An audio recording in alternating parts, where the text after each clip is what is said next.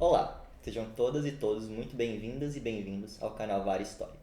Hoje temos a honra de entrevistar Pedro Teles da Silveira, professor do Departamento de História da Universidade de São Paulo. Ele também foi professor do Departamento de História da Universidade Federal do Rio Grande do Sul e realizou estágio pós-doutoral na Universidade de Campinas. A trajetória do professor Pedro se concentra nas áreas de Teoria da História e História da Historiografia, com incursões pelas áreas de História Moderna e Ensino de História.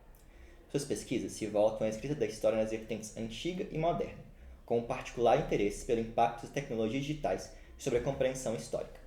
Ele está no FMG como convidado do 24º Encontro Regional de História da AMPU-MG, onde participou da mesa redonda, a História Digital e os Novos Caminhos Historiográficos. Em meio às suas publicações, destacamos o livro O Cego e o Coxo, Historiografia, Erudição e Retórica no Brasil do século XVIII, publicado em 2016 pela editora da Unifesp e resultante da sua pesquisa de mestrado desenvolvida na Universidade Federal de Ouro Preto. O artigo The Counted Time, Technical Temporalities and Their Challenges to History, publicado em 2023 pela revista History and Theory, e as duas contribuições sobre arquivos digitais no e sobre o Brasil, que ele redigiu na Oxford Research Encyclopedia of Latin American History, em colaboração com Tiago Nicodemo e Ian Kizil-Marin. Nossa conversa girará sobretudo em torno do artigo Lembrar e Esquecer na Internet, Memórias, Mídias Digitais e as Temporalidades do Perdão na Esfera Pública Contemporânea, publicado aqui na Vara História em 2021, no volume 37, número 73 da revista. Professor Pedro, muito obrigado por ter aceitado nosso convite. Eu que agradeço o convite.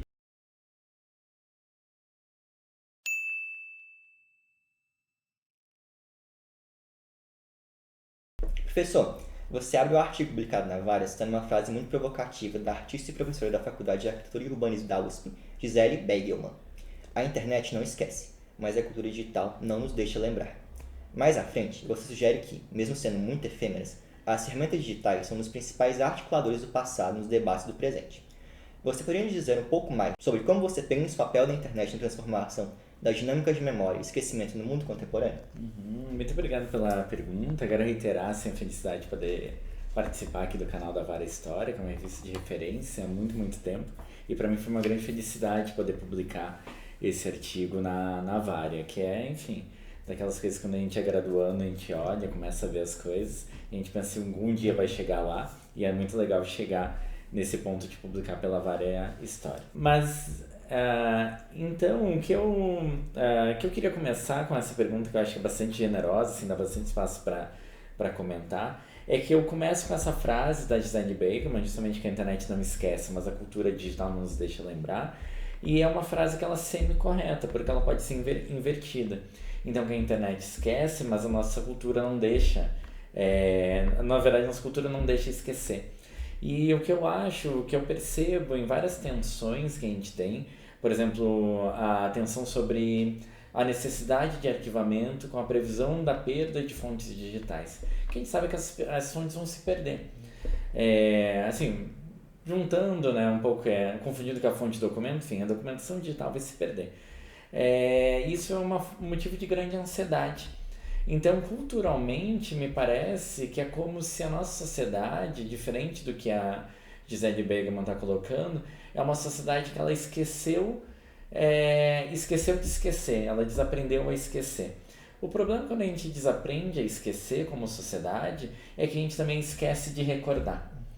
E pode parecer paradoxal isso, mas aqui é justamente o que eu tento articular no artigo, que é a partir da lei da Asman, que é a memória como como força, como energia, a memória como arte, como que ela leva para o modo do armazenamento. Quando a gente esquece de esquecer, a gente pensa que é possível recuperar tudo do passado que de alguma maneira foi feito ou existiu em algum ponto. E a gente sabe que não é assim. Nossos arquivos, eles são resultados de uma série de decisões, mas eles também são resultado do próprio processo mais ou menos natural, a gente pode dizer assim, de perda. A perda é constitutiva da nossa memória. A gente precisa da perda para constituir depois o que vai ser uma identidade também. Não digo que a gente deva ser passivo frente a esse processo, a gente tem que ter iniciativas de arquivamento digital, elas são muito necessárias, mas parece que muito é guiado por um temor e um receio de que se a gente não tiver a salvaguarda dos documentos digitais, a gente não vai ter nenhuma memória, nenhuma história no futuro. Quando isso não é verdade, a gente vai ter a história que vai ser a partir dos documentos conseguirem ser salvaguardados, e a gente precisa investir nessas políticas de salvaguarda. Então eu diria, assim, pensando no papel da internet, é que o primeiro papel é que ela nos coloca numa grande ansiedade de assistir ao vivo a perda de documentação. A gente está vendo isso e está consciente disso, e isso gera grande ansiedade. A segunda que eu acho é que a internet, as tecnologias digitais no geral, elas nos colocaram uma ideia, que é uma ideia que eu acho equivocada, embora eu entenda de onde que ela vem, eu tento problematizar também, da memória como arquivamento, e praticamente como arquivamento puro. E quando a gente pensa na memória exclusivamente como arquivamento, é muito fácil pensar que memória é simplesmente salvaguarda daquilo do passado. A gente também compreende o computador como uma máquina de memória, o que é errado, porque o computador ele faz uma parte do trabalho de memória, que é o arquivamento, e não todo o trabalho que tem a influência da duração, que é justamente o processo de recordação que a lei da ASME também nos coloca. E o terceiro impacto, que eu acho que é o mais evidente, é justamente como as tecnologias digitais e a internet como esse grande modo de pensar sobre isso, de viver isso, elas desfazem esse contínuo temporal da transição um pouco do passado, presente e futuro, mas colocava todo mundo mais ou menos no mesmo presente, culturalmente. E aí, se a gente pensar no conceito moderno de história, o COSEDA, que é isso, é um grande esforço de sincronização. Essa sincronização ela se torna cada vez mais difícil, porque as mídias digitais elas nos colocam em contato com coisas que foram publicadas em tempos muito distintos. E isso vai ganhando também uma dinâmica social, são chamadas bolhas de internet, onde basicamente cada um ou cada grupo vive no seu tempo. E a gente tem um tempo, assim, o tecido ou a malha do tempo socialmente compartilhada tem cada vez mais buracos, a gente pode dizer assim, cada vez mais furos. E isso, evidentemente, é um grande problema, é um dos grandes problemas que a gente enfrenta, porque a gente tem esses discursos que eles não estão necessariamente conversando entre si, mas estão todos se influenciando reciprocamente. Então, acho que essas três são grandes influências da internet nas nossas dinâmicas de memória. Professor, seu artigo também se volta aos chamados cancelamentos e à circulação de fake news. Você propõe que as controvérsias da internet operam de forma análoga ao perdão, ainda que em sentido contrário. Você poderia nos explicar esse argumento? Na sua visão, que impacto o funcionamento das redes pode ter sobre demanda de justiça por justiça e reparação? Obrigado também pela pergunta, assim, dá bastante espaço para a gente pensar. Eu acho que dá para aproveitar um pouquinho essa questão para falar um pouco da gênese desse artigo. Inicialmente ele é uma parte da minha tese que acabou não chegando não foi incorporada no trabalho que eu entreguei, trabalho final que eu entreguei. E ficou essa questão da memória por refletir. E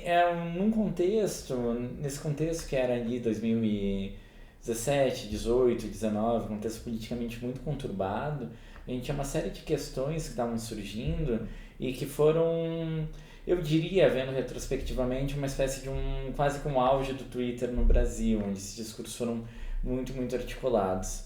E dinâmicas que eram essas dinâmicas, enfim, chamadas de cancelamentos, é um termo que eu não gosto muito, porque normalmente é utilizado de uma maneira a menosprezar essas dinâmicas.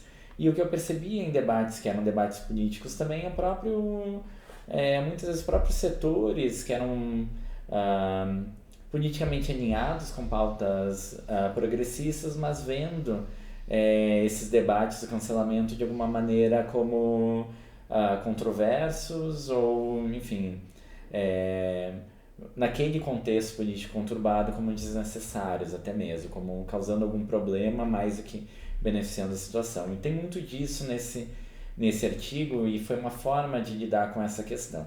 Não é à toa que eu entrei nesse debate, poderia ter tido outros pontos, pelo livro do Francisco Bosco, que eu acho que é um grande testamento assim, a esse tipo de reflexão, que é a ideia de que essas pautas que elas levam à prática do chamado cancelamento, elas de alguma maneira elas desfazem o que seria a unidade da esquerda. E aí então o que eu queria argumentar, vinculando dessa preocupação política com o trabalho teórico, E aí é uma parte que eu acho que é necessária para a gente chegar na ideia do... por que eu chego no perdão como isso que eu estou propondo aqui? Que para a gente pensar na possibilidade de uma união ou não das esquerdas, no fundo a gente está pressupondo um modelo de comunicação, modelo da esfera pública, que é um modelo de comunicação onde a gente tem a esfera pública, a gente tem uma esfera pública, que é, em grande medida, o modelo de Habermas, o modelo habermasiano, formulado na década de 60, a partir da mudança estrutural na esfera pública, que é um livro muito interessante, mas que eu acho que é insuficiente para dar conta do que acontece na internet. E eu acho, pelo trabalho de alguns outros teóricos, pensadores, aqui eu penso na Nancy Fraser, que tem uma crítica que eu acho bastante interessante ao conceito de esfera pública do Habermas, que é muito difícil pensar na existência de uma só esfera pública, ou a gente tem que ver os limites da esfera pública. E dentro da esfera pública liberal burguesa, a gente tem uma espécie de ilusão de que a identidade não estava colocada lá antes. Quando isso, na verdade, nunca aconteceu. E teve vários limites, entraves à comunicação que foram baseados numa denegação da identidade própria, por exemplo, da identidade nacional sendo tomada como um dado, como algo normal, entre aspas, e outras identidades não seriam a nacional, sendo negadas o espaço nessa esfera pública. Então, a primeira questão que leva para isso, como preocupação política, também tinha ressonância teórica e leva no campo teórico, eu acho importante, para uma reflexão que eu acho que as tecnologias digitais, as mídias digitais nos levam a fazer, justamente sobre onde que essas mídias estão atuando. Porque é muito fácil dizer que elas são uma esfera pública, mas na verdade elas são um espaço público. E existem muitos espaços públicos, porque no fundo, a esfera pública como um todo, esse conceito unificado, ele nunca existiu. Então, não tem... meu argumento político não tem união a resgatar, porque essa união nunca existiu. Embora politicamente, obviamente, no processo político, a gente tem que encontrar forças de coesão, né? Para avançar pautas políticas. Não tem esse pano de fundo, que é o resultado da tese de preocupações muito daquele momento, que eu tentei traduzir isso para o vocabulário teórico como uma maneira de avançar o debate sobre as redes digitais. Então, a primeira parte, assim, de uma resposta, eu achei interessante dar esse pano de fundo, que também vincula muito com esse contexto. E eu não sei se o artigo se mantém atualizado quanto a isso. Eu acho que esse próprio debate mudou, o uso das tecnologias mudou. Eu espero que o artigo mantenha sua validade, mas acho que algo mudou também na dinâmica dessas questões no nosso espaço público mediado pelas redes sociais. Porém, vinculando mais com a teoria da história, que é o meu campo de atuação, a relação com o perdão vem quando, pela leitura de Paul Ricoeur, e que é um autor que obviamente é uma referência grande do campo, mas que eu sempre acho interessante pensar como uma base, e é um autor que ele é difícil de ir além, e a ideia é como que a gente vai além do pensamento que ele colocou. E o que eu pensei nesse sentido é que quando o Paul Ricoeur fala sobre o perdão como uma espécie de desligamento da pessoa com relação à ação que ela causou, ou seja, insere o perdão dentro de uma filosofia da ação, aí eu pensei, não, a controvérsia de internet, e muito isso que é chamado também o cancelamento, na verdade exatamente o perdão, só que o contrário, porque em vez de desligar, a tentativa de religar a ação que essa pessoa cometeu, de religar o sujeito à ação que esse sujeito cometeu. E aí eu acho interessante perceber como a controvérsia é o homólogo, eu gosto de trabalhar com isso, é o homólogo estrutural do perdão, ou seja, ele tem as mesmas características, só que invertidas, assim. Então, tanto o perdão quanto a controvérsia, elas têm uma questão que é muitas vezes acusada, então, no chamado cancelamento, que não tem uma proporcionalidade, se perde o contexto. Então, há muita repercussão por algo que seria pequeno. Então, a falta de proporcionalidade é uma característica. A segunda não ter inscrição legal. Ou seja, é uma demanda por justiça, mas não é necessariamente uma demanda jurídica por justiça. É algo que se dá no debate do espaço público. E a terceira é justamente em relação com uma ação passada, onde isso se torna mais evidente, que é como eles invertem os sinais. Então, perdão tenta desligar o sujeito da ação e a controvérsia tenta religar o sujeito à sua ação. O que eu acho que é interessante, que eu gosto de pensar com relação a isso, é que, de alguma maneira, e o artigo, na verdade, é uma grande defesa da controvérsia contra a acusação, por isso que eu não gosto de usar o cancelamento, contra a acusação de que o cancelamento de alguma maneira seria excessivo. Meu argumento, que está colocado, é justamente que não tem como o cancelamento não ser excessivo, se a gente usar esse termo, porque é a emergência de uma voz no espaço público, uma voz que até então não podia ocupar espaço, ter espaço nessa situação comunicativa e discursiva. Então, uma fala necessariamente fora de contexto, porque ela rompe com o contexto anterior, ela rompe com o consenso. O fato de não ter uma inscrição legal ou jurídica é que eu remeto ao trabalho da Shoshana Felman, que eu acho que consegue articular a partir de uma leitura que é uma leitura não restrita ao direito e à demanda jurídica, o que é a potencialidade do tribunal. E obviamente que essa potencialidade ela pode sinalizar coisas muito controversas, mas coloca que a demanda por justiça é maior do que a demanda jurídica, por assim dizer. E a terceira questão, que aí volta nesse homólogo estrutural em relação com a ação passada, com o perdão, é que na teoria do Paul Ricoeur, ela é pensada muito da concessão do perdão, ou melhor, é muito pensado do pedido de perdão, errei, mas muito a partir do pedido de perdão, a possibilidade de pedir perdão. E a possibilidade de pedir perdão como uma forma de religar uma temporalidade que foi fraturada. E o que a controvérsia tem que pensar do outro lado, ou seja, a possibilidade de conceder o perdão, mas também de negar o pedido de perdão. E isso é muito importante, na minha opinião, porque revela nesse debate público muito controverso que esse chamado cancelamento também pode ser justamente uma forma de comunidades, identidades que até então não tinham espaço no espaço público, elas ganharem uma voz, de alguma maneira saírem de uma posição subalterna e se colocarem numa posição que é justamente a posição de poder conceder ou negar o perdão. E aí não tem nada que diga que o perdão tenha que ser dado, ainda mais no espaço público, mas a possibilidade de segurar aquele que era o algoz num perdão em suspenso, de não conceder o perdão, é igualmente política e talvez igualmente ética, tão ética quanto a concessão do perdão. Então esse que vem dessa questão política e ela vai para a questão teórica e volta para a questão política no final. Para fechar, queria fazer uma pergunta que sai um pouco do artigo publicado na Varia para dialogar com sua intervenção na mesa redonda aqui do encontro da AmpoMG, mas ao mesmo tempo se volta uma preocupação que atravessa suas pesquisas de muitas maneiras. Você insistiu na importância de pararmos de pensar as fontes históricas como documentos para as conceber como mídias. Você poderia nos dizer um pouco mais sobre a sua percepção, e em especial sobre as implicações que pensar as fontes como mídias pode ter para a pesquisa histórica no século XXI?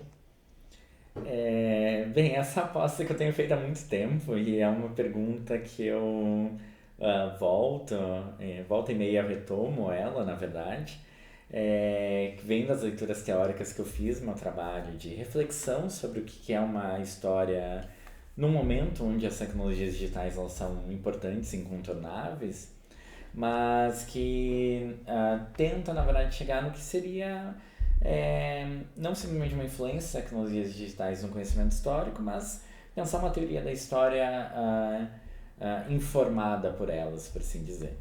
E aí, então eu tenho pensado um pouco nisso, na ideia das fontes históricas como mídias.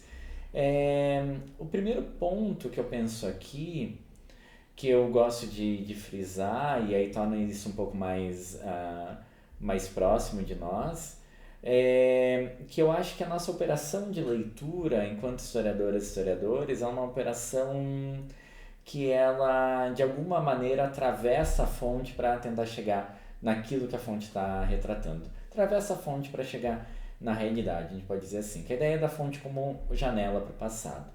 Querendo ou não, por mais que a gente problematize as condições de produção da fonte, me parece que a gente faz muito isso. A gente não está preocupado necessariamente com o que no século XIX, por exemplo, se preocupava muito, com a autenticidade, a legitimidade, a própria materialidade da fonte. Não é à toa que a gente pode trabalhar com texto como discurso e não necessariamente com texto como materialidade. Para quem trabalha, por exemplo, com a antiga, dar um exemplo seria mais clássico assim, de todos, não é preciso remontar os manuscritos onde esses textos foram reconstituídos. Tem uma operação de reconstituição desses textos que é extremamente complexa, mas não é necessário. Quem está interessado no que o texto quer dizer e não em como ele diz. Então a gente toma o campo do significado como aquilo em que a gente coloca as nossas perguntas. A gente tenta chegar na realidade e a gente interpreta o texto para chegar na realidade que aquela fonte revela. E aí a gente indaga o sentido daquele texto. Isso eu acho que é extremamente problemático para as fontes digitais e é problemático para as fontes históricas no geral, cada vez mais. Por que é problemático para as fontes digitais? Essa categoria é extremamente ampla, muito controversa, que pode ter várias formas. A questão das fontes digitais é que a relação entre a inscrição, o suporte dessa fonte e o que essa fonte quer dizer, não tem nada que seja óbvio entre um e outro. Não é transparente essa relação. É uma relação muito nebulosa. Porque as fontes digitais, pensando que é um arquivo digital, tem uma primeira inscrição que é algum dispositivo de armazenamento. Pode ser um disco rígido, pode ser um SSD. Depois, por exemplo, pode ir para um serviço em nuvem. Esse serviço em nuvem não tem nada de etéreo e imaterial, ele está no computador em algum lugar, num servidor, num banco, essas data farms, onde a gente tem uma série de computadores com capacidade imensa de armazenamento que estão ali reescrevendo essa informação continuamente para manter ela disponível. Depois, isso para não falar que a base de tudo isso é uma série de impulsos elétricos que não tem natureza discursiva anterior, mas vai ganhando natureza discursiva por meio da mediação técnica. Então, a eletricidade, a inscrição, o armazenamento, depois isso é aberto no computador e isso aparece na interface gráfica, no celular, no tablet, no computador, como se fosse um documento, muitas vezes um documento digitalizado.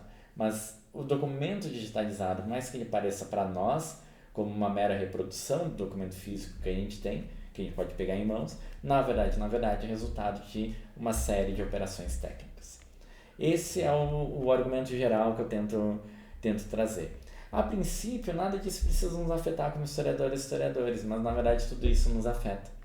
Porque isso coloca que a fonte digitalizada e a fonte nato digital não são tão diferentes assim. Porque as duas elas são recriadas para nós no momento onde a gente abre o arquivo e o computador lê aquilo e apresenta aquele documento para nós. Então, a fonte digital, a digitalizada, a nato digital não são tão diferentes. A outra questão é que se tem esse conjunto de operações técnicas por trás da disponibilização dessas fontes para nós, que a gente vou abrir, eu vou clicar e vou abrir um documento, um PDF de uma fonte digitalizada, na verdade, a gente pode remontar essa pergunta e pegar do momento atual e olhar para trás e a gente perceber que sempre teve uma mediação técnica na constituição dos documentos. Então, a gente naturaliza algumas delas como a própria escrita, mas a gente esquece, teve um ato de alguém escrever os textos que a gente leu, teve uma mão fazendo, teve uma mão cinzelando uma pedra para deixar a inscrição. Ou seja, a gente retoma a característica básica do vestígio, que é a inscrição. E a gente consegue revelar a natureza técnica de toda a fonte histórica. Toda a fonte histórica, todo documento, pelo menos, se é fonte ou não é a questão que a gente vai se colocar no momento da pergunta, mas todo documento é resultado de uma operação técnica. E isso eu acho muito importante, algo que eu gosto de frisar e gostaria de explorar mais no meu trabalho. Então eu parto daí e aí eu chego no caráter midiático das fontes. Porque se é uma operação técnica, então ela é condicionada por uma série de características, de processos, de elementos que eles não são necessariamente de natureza discursiva. Então não é simplesmente o significado que foi plasmado num texto. Não, teve um papel que foi feito, uma caneta que foi criada, foi produzida, teve um treinamento da pessoa, uma disciplinarização da própria mão e do corpo para escrever, teve uma disciplinarização da mesma maneira da pessoa que vai ler. Ou seja, tem uma série de condicionantes ali que são muito, muito importantes. E isso remete à condição de mídia justamente pensando no que é básico da teoria da comunicação, que é a distinção entre a mensagem e o ruído. Então, o significado só é constituído a partir de uma série de medidas de restrição do ruído. E essas medidas de restrição do ruído, que não é mensagem, não é sentido, é a pré-condição para que o sentido possa emergir. Esse é o ponto teórico mais profundo que eu tento chegar. Então, toda fonte que a gente aborda simplesmente como uma fonte discursiva, é um texto para ser lido, para ser interpretado, na verdade ele se alça, ele vem de uma condição que ela é não discursiva. E é aqui, nessa transição do discursivo para o não discursivo, que o midiático aparece. Porque então é algo que é produzido para nós, não é algo que já existe desde sempre como um documento para ser lido. Eu sei que isso é extremamente... pode ser extremamente complexo, distante para nós, mas eu acho que tem alguns exemplos que tornam isso um pouco mais próximo. Tem um que eu sempre gosto de citar, que é, por exemplo, a gente está muito acostumado a formular nossas perguntas em torno do que significa uma determinado documento, uma determinada ação, uma determinada fonte, muitas vezes. Então, quais são as condições, o que quis dizer? E com isso a gente normalmente singulariza essas fontes, a gente toma um texto, não estou aqui dizendo, enfim, a questão do Big Data, não é isso, que a gente deve fazer estudos quantitativos, mas que a gente trabalha um pouco nessa ideia de uma certa unicidade da fonte, ou unidade da fonte. E o que eu acho que é interessante é que a gente não se pergunta, por exemplo, quais são as condições para que aquela fonte exista, o fato daquela fonte existir, o que ela muda naquele veículo, que ela muda em como que a gente vai entender a história. Meu grande exemplo sempre é o Twitter, voltando ao artigo, né? A gente está acostumado a pensar, interpretar nosso trabalho histórico, historiográfico, interpretar o sentido de um determinado tweet dentro de uma reflexão política ou de uma determinada experiência social. Mas o que o Twitter, a existência do Twitter diz à nossa experiência social?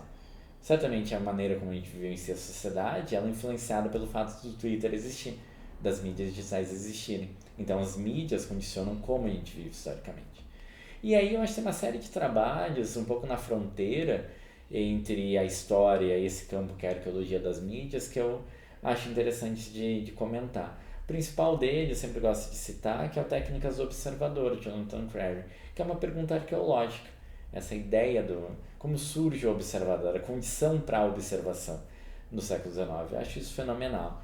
Tem outros trabalhos também um pouco nessa vertente, mas o que eu acho um pouco isso, a gente inverter a pergunta, não simplesmente do que aquilo quer dizer, que o nosso documento quer dizer, e do que ele revela sobre a realidade histórica, mas a gente colocar uma outra pergunta, que é quais as condições para que aquele documento possa produzir significado e aí possa revelar algo sobre aquela realidade histórica. Essa que é a minha questão. Professor, mais uma vez, em nome de toda a equipe da Vara História, eu gostaria de agradecer pela sua gentileza e pela disponibilidade de conversar conosco. Muito obrigado. Convidamos a todas e todos a explorarem o nosso canal e conhecerem outras entrevistas realizadas por Vara História.